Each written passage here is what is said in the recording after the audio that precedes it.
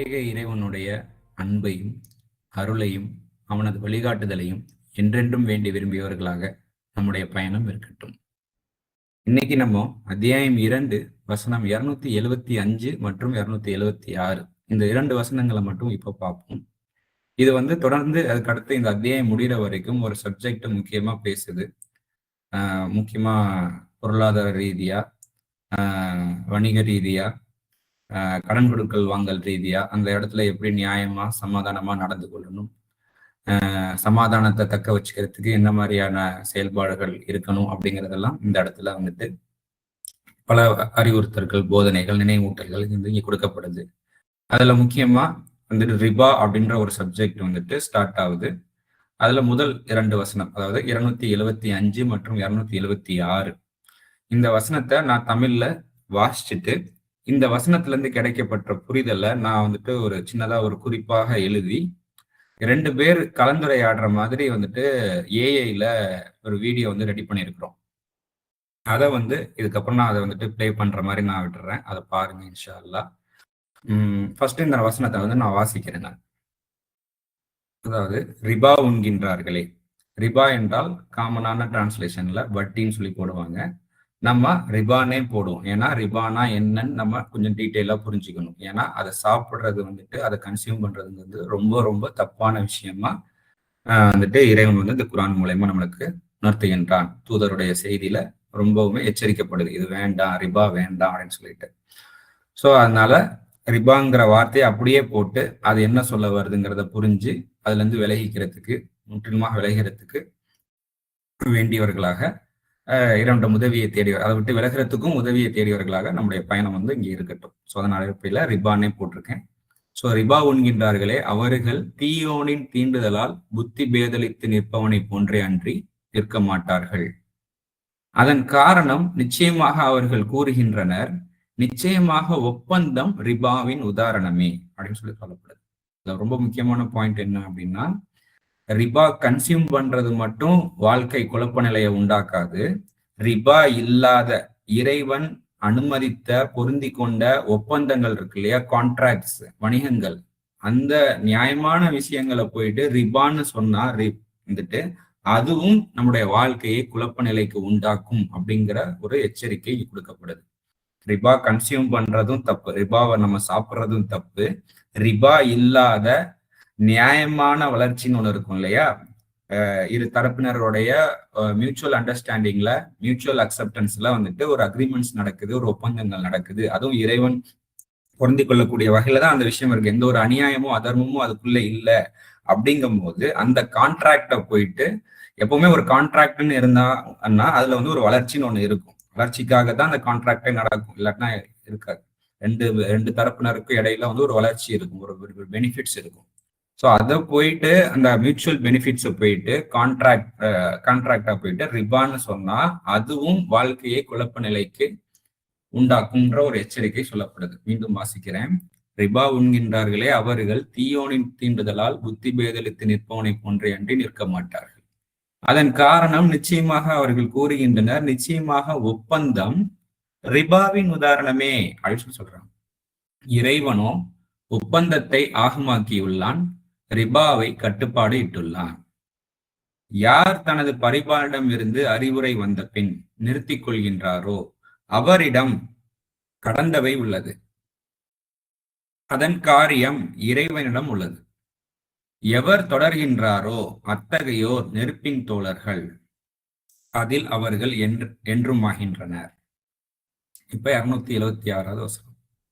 இறைவன் ரிபாவை அழிக்கின்றான், ரிபாவை தேய்க்கின்றான், குறைச்சிக்கிட்டே வர்றான், டெப்ரிஷியேட் பண்றான். தர்மங்களை அபிவிருத்தி செய்கின்றான், அதாவது சதக்காவை அபிவிருத்தி செய்கின்றான். நிராகரித்து குற்றம் புரிகின்ற எவ்வொருவரையும் இறைவன் நேசிப்பதில்லை. அப்ப நிராகரித்து குற்றம் புரிகின்ற அப்படின்னா, நிராகரிக்கிறது எது? நன்மைய, நியாயத்தை நிராகரிச்சு குற்றமான செயல்கள் வாழ்க்கை நடத்தக்கூடிய எவ்வொருவரையும் இறைவன் நேசிப்பதில்லை அப்படின்னு சொல்லிட்டு வசனம் முடியுது. மீண்டும் ஒரு முறை வாசிக்கிறேன். இறைவன் ரிபாவை அழிக்கின்றான், சதக்காத்தை அபிவிருத்தி செய்கின்றான். இந்த இடத்துல அபிவிருத்தின்ற இடத்துல யுருபி அப்படின்னு சொல்லிட்டு இருக்கும். எம்ஹகு அல்லாஹு அர்ரிபா வ யுருபி அஸ்ஸதகாத்தி அப்படின்னு சொல்லிட்டு வருது. யுருபி அப்படின்னா அபிவிருத்தி அல்லது வளர்க்கிறது அப்படின்னு சொல்லிட்டு அர்த்தம். ஸோ இந்த 2 வசனத்தையும் வச்சு நான் ஒரு குறிப்பு, எனக்கு என்னுடைய புரிதல்களை, இந்த வசனத்திலிருந்து கிடைத்த புரிதல்களை ஃபர்ஸ்ட் நான் வந்துட்டு இங்க டெக்ஸ்டா நான் இங்க எழுதிட்டேன் நிறையா. இதை எழுதிட்டு இதை வந்து கூகுள்ல நோட் புக்னு சொல்லிட்டு ஒரு ஏஐ வந்திருக்கு. ஸோ அதுல வந்துட்டு 2 பேர் கலந்துரையாடுற மாதிரி இந்த குறிப்புகளை பேசி எனக்கு வந்துட்டு ஒரு ஆடியோ வீடியோவா அப்படின்னு சொல்லிட்டு அதுல நம்ம ஒரு இன்புட் கொடுத்தோம். அது ஒரு ஆடியோ அவுட்புட் கொடுத்து, வீடியோ அவுட்புட் கொடுத்துருக்கு. ஸோ ஓரளவுக்கு எளிதா அந்த அந்த சொல்ல வரக்கூடிய தகவல்களை எளிதா கன்வே ஆகிற மாதிரி நான் ஃபீல் பண்ணேன். ஸோ அதை இந்த வீடியோவோட அட்டாச் பண்றேன். இறைவன் அதை நன்மையாக்கி தரட்டும். அது இருக்கக்கூடிய நல்ல விஷயங்கள் மட்டும் எல்லாருக்கும் சென்றடையட்டும், எனக்கும் சென்றடையட்டும், எனக்கும் வரட்டும். அதுல ஏதாவது புரிதல்கள், குறைபாடுகள் இருக்குது அப்படின்னா இறைவன் அழகான முறையில அதை நிவர்த்தி பண்ணி சரியான பாதையின் பக்கம் நம்ம அனைவரையும் இறைவன் வழிநடத்தட்டுமாக. இதுக்கு அடுத்து அந்த இதை அட்டாச் பண்றேன். இன்னைக்கு நாம ஒரு ஆழமான விஷயத்தை பத்தி பேச போறோம். குர்ஆன்ல வர ரிபாங்கிற ஒரு வார்த்தையை மையமா வச்சிருக்கு. ஆனா இது வெறும் வார்த்தைக்கான அர்த்தம் தேடுற பயணம் இல்ல. குர்ஆன் அத்தியாயம் 2 வசனம் 276 அடிப்படையா வச்சு ஒரு பெரிய தத்துவத்தையே நாம அலச போறோம். வாங்க இதுக்குள்ள என்ன இருக்குன்னு பார்க்கலாம். பொதுவா ஒரு விஷயத்தை புரிஞ்சுக்க அதுக்கு நேரெதிரா என்ன இருக்குன்னு பார்த்தாலே பாதி விஷயம் விளங்கிடும். உங்க குறிப்புகளோட அணுகுமுறையும் அதுதான் ரிபாவ அதோட எதிர்நிலையான சதகாத் மூலமா புரிஞ்சுக்க முயற்சி பண்றது. இந்த உரையாடல் மூலமா அந்த வசனத்தோட உண்மையான ஆழத்தை நம்மளால தொட முடியுதான்னு பாப்போம். சரி, அப்போ நாம இந்த எதிர்நிலையிலேருந்தே ஆரம்பிக்கலாம். குர்ஆன்ல அந்த வசனத்துல ரிபாவுக்கு எதிரா சதகாத்துங்கிற வார்த்தை பயன்படுத்தப்பட்டிருக்கு. ஆனா சதகாத்துனா நாம பொதுவா என்ன நினைப்போம்? தானம், தர்மம், சேரிட்டி, அப்படிதானே? ஆனா உங்க குறிப்புகள் இதை தாண்டி வேறொரு கோணத்தை காட்டுது. கரெக்ட். இங்கதான் விஷயமே சுவாரஸ்யமா ஆகுது. சதகாத் என்ற வார்த்தைய அதோட மூல அரபி வேர்ச்சொல்ல இருந்து பார்த்தா அதுல உண்மை, அதாவது சதகா மற்றும் நியாயம் அப்படிங்கிற அர்த்தங்களும் ஆழமா பொதிஞ்சிருக்கு. அதாவது சதகாத்துங்கிறது வெறுமனே ஒருத்தருக்கு படம் கொடுக்கறதோ இல்ல பொருள் கொடுக்கறதோ மட்டும் இல்ல. அது உண்மையின் அடிப்படையில நியாயத்தோட செய்யப்படுற ஒரு செயல். அது ஒரு அறச்செயல்பாடு. ஒரு நிமிஷம், இது முக்கியமான பாயிண்ட். அப்போ நான் ஒருத்தருக்கு உதவி செஞ்சா அது சதகாத் ஆகாதா? அந்த உதவிக்கு பின்னால ஒரு நேர்மையும் ஒரு நியாயமான நோக்கமும் இருந்தா மட்டும்தான் அது சதகாத் ஆகுமா? இது அந்த வார்த்தைக்கே ஒரு தார்மீக பரிமாணத்தை கொடுக்குதே. மிகச் சரியா சொன்னீங்க. அது வெறும் பரிமாற்றம் இல்ல, அது ஒரு நிலைப்பாடு. நீங்க ஏன் குடுக்கறீங்க, எப்படி குடுக்கறீங்கங்கிறது ரொம்ப முக்கியம். ஒருத்தரோட கஷ்டத்தை பயன்படுத்தி உங்க பேரை வளர்த்துக்க குடுக்கறதுக்கும் உண்மையாவே அவங்க மேல அக்கறைப்பட்டு ஒரு நியாயமான சமூகத்தை உருவாக்கணும்னு குடுக்கறதுக்கும் பெரிய வித்தியாசம் இருக்கு. இந்த ஆழமான அர்த்தத்தை புரிஞ்சுக்கிட்டாதான் குர்ஆன் ஏன் சதக்காத்துங்கிற வார்த்தைய ரிபாக்கு எதிரா நிறுத்துதுங்கிற முழு சித்திரமும் நமக்கு கிடைக்கும். இந்த உண்மை நியாயம் கலந்த செயலுங்கிற யோசனையை பிடிச்சுக்கிட்டா அது ஒரு புது கதவை திறக்குது. இதை நம்ம தமிழ் மரபோட ஒப்பிட்டு பார்க்க முடியுமா? உங்க குறிப்புகள்ல இது பத்தி ஒரு அருமையான ஒப்பீடு இருந்துச்சு. நம்மளோட அறம், தர்மம்ங்கிற வார்த்தைகள். இது ஒரு அற்புதமான ஒப்பீடு. ஏன்னா இது மொழிபெயர்ப்பு தாண்டி அந்த உணர்வை புரிஞ்சுக்க உதவுது. தமிழ்ல தர்மம்னு சொல்லும்போது அதுவும் வெறும் தானத்தை மட்டும் குறிக்காது. அறம்னு சொல்லும்போது இன்னும் ஆழமா போகுது. அதுக்குள்ள உண்மை, நியாயம், கடமை, ஒருத்தரோட சரியான நடத்தைன்னு ஒரு வாழ்க்கை முறையே அடங்கியிருக்கு. அறம் செய்ய விரும்புன்னு ஔவையார் சொன்னது போய் சேரிட்டி பண்ணுன்னு அர்த்தம் இல்ல, நியாயமான பாதையில வாழ விரும்புறது தான் அர்த்தம். உண்மைதான். திருக்குறள்ல அரண் வலியுறுத்தல்னு ஒரு அதிகாரமே இருக்கு. அதுல வள்ளுவர் தானத்தை பத்தி மட்டும் பேசல, ஒட்டுமொத்தமா ஒரு மனுஷன் எப்படி நேர்மையா, நியாயமா, மனசாட்சிக்கு விரோதம் இல்லாம வாழணும்னு பேசுறாரு. குறிப்பா அந்த ஒரு குறள் ஞாபகத்துக்கு வருது. மனத்துக்கண் மாசிலனாதல் அணித்தரனாகுல நீரப்பெற. அருமை. மனசுல குற்றம் இல்லாம இருக்கிறது தான் சிறந்த அறம், மத்ததெல்லாம் வெறும் ஆரவாரம்தான்னு சொல்றாரு. பாத்தீங்களா? அறம்ங்கிறது உள்ளத்தின் நேர்மைய பொறுத்தது, வெறும் வெளிச்செயல் இல்ல. நீங்க அனுப்பின குறிப்புகள்ல இருந்த சதகாத் பற்றிய கருத்தும் இதோட எவ்வளவு அழகா பொருந்துது. ரெண்டுமே ஒரு செயலோட தரம், அதுக்கு பின்னாடி இருக்கிற நோக்கத்தையும் அது செய்யப்படுற நேர்மையான விதத்தையும் பொறுத்ததுன்னு நமக்கு உணர்த்துது. ஓகே, இப்போ இந்த அடித்தளம் ரொம்ப தெளிவா இருக்கு. சதகாத்னா வெறும் தானம் இல்ல, அது உண்மையும் நியாயத்தின் அடிப்படையிலான ஒரு அறச்செயல்.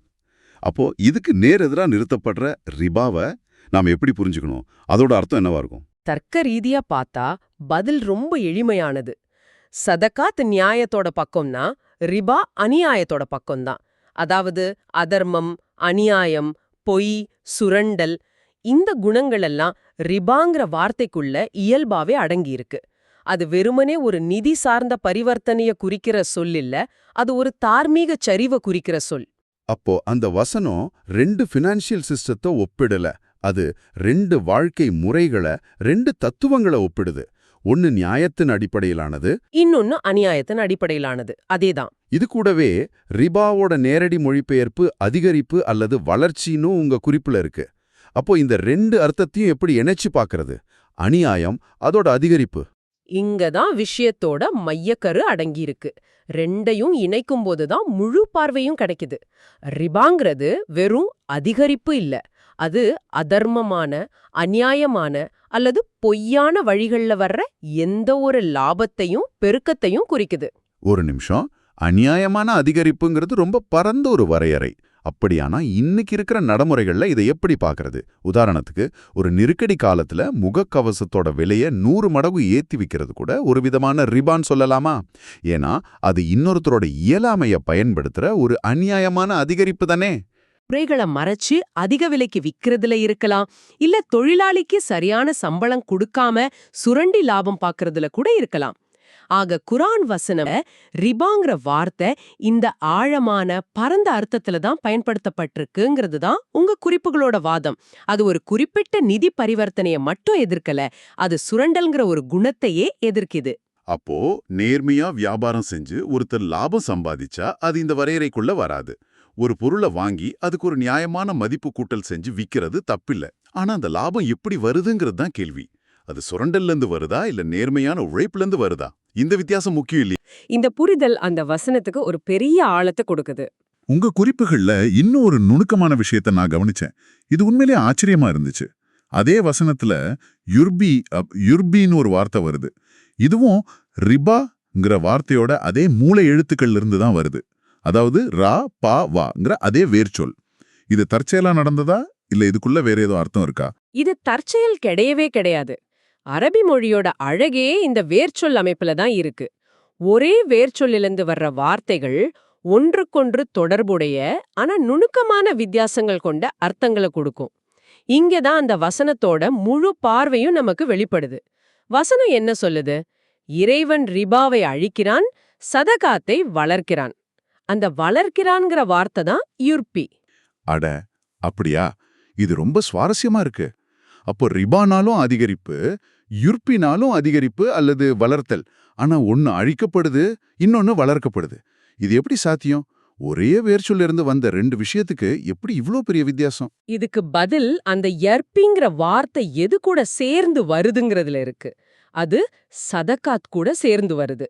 அதாவது நாம சதகாத் அடிப்படையில, அதாவது தர்மத்தோட, நியாயத்தோட, உண்மையோட வாழும்போது அங்கே ஒரு நல்ல விதமான நேர்மறையான அபிவிருத்தி அல்லது அதிகரிப்பு, யுர்பி ஏற்படுது.